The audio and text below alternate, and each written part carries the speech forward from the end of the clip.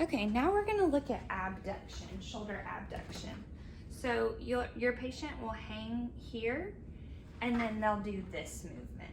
So it's always important to describe and demonstrate the movement to the patient.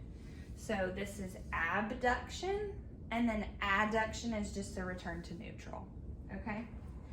So the muscles for shoulder abduction are the deltoid and the supraspinatus.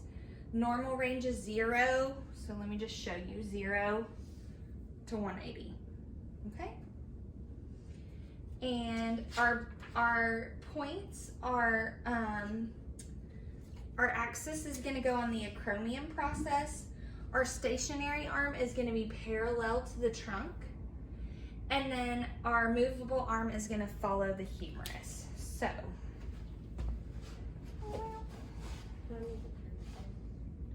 I think you're okay. All right, so you're just gonna point your thumb out. So we're here, and I'm gonna just follow you up, so go right ahead. Good.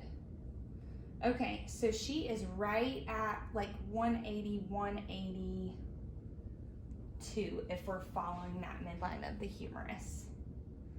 And then adduction, she's just gonna return to neutral. So it's 182 to 0. Okay, and that's shoulder abduction and adduction.